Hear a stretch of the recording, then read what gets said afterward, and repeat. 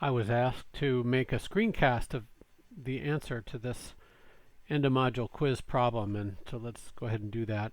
I suspect that the problem students had with doing this problem came from the fact that I gave these demand and supply functions in their usual form when you're at a higher level of economics, but I generally at introductory levels I give them in the form of inverse demand functions, and that makes them much easier to graph and therefore much easier to calculate deadweight loss and such. So let's start by turning these into the usual inverse demand, where price, the y-axis variable, is on the left-hand side, and quantity, the x-axis variable, is on the right-hand side. So our demand curve is given as QD equals 9 minus 2p, and what we want to do is get that into a form where p is on the left. So if we add 2p to both sides and subtract q d from both sides and then divide through by 2, we get the following. P is equal to 4.5 minus q d over 2.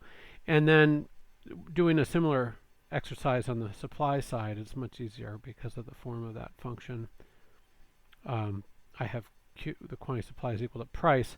Well, that just becomes price equals the quantity supply. Now I'll graph this in a moment because graphing makes it much easier to calculate deadweight loss, but let's just finish the algebra. Remember, our equilibrium condition for the case where there isn't price ceiling in place is simply that the market clears where quantity supplied and quantity demanded are equal, and thus means that this quantity is the same as this quantity, and we know that this price is the same as that price. What that lets us do is just to say, oh, okay, at equilibrium 4.5 minus q, actually, we can drop those superscripts. 4.5 minus q over 2 is equal to q. If I add q over 2 to both sides, I get 3 halves q is equal to 4.5, and if I multiply both sides by 2/3, I get q is equal to 2/3 times 4.5, but that's just equal to 3, and of course that's 3 million because of the units of our quantity variable.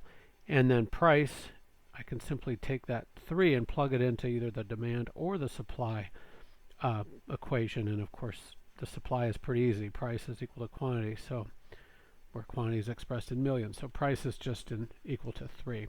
All right, everybody with me?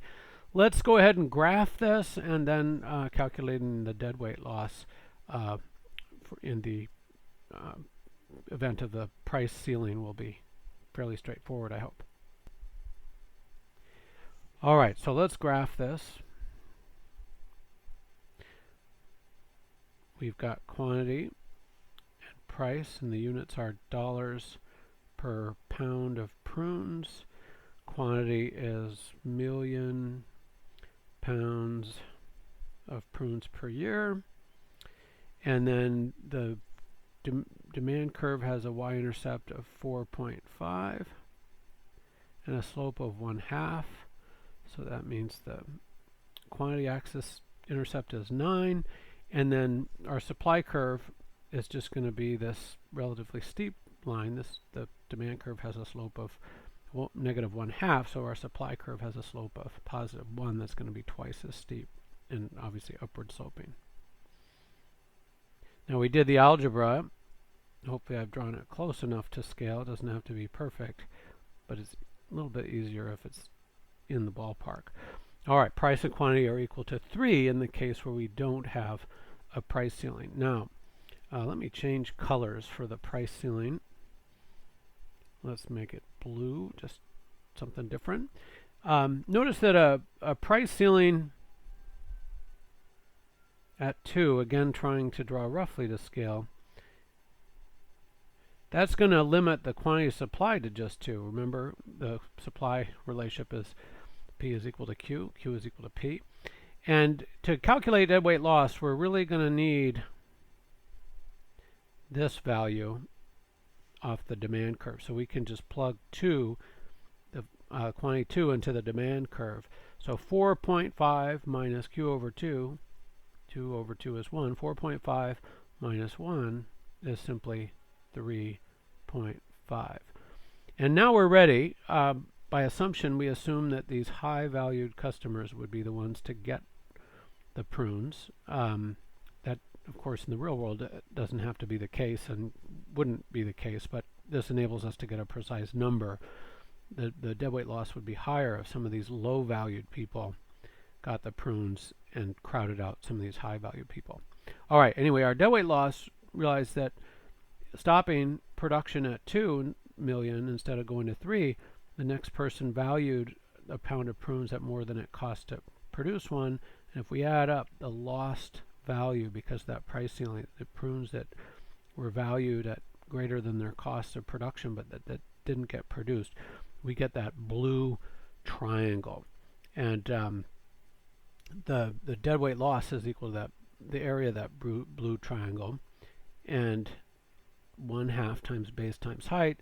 1/2, the base is 1, of course, million. And the height is $1.5 per pound.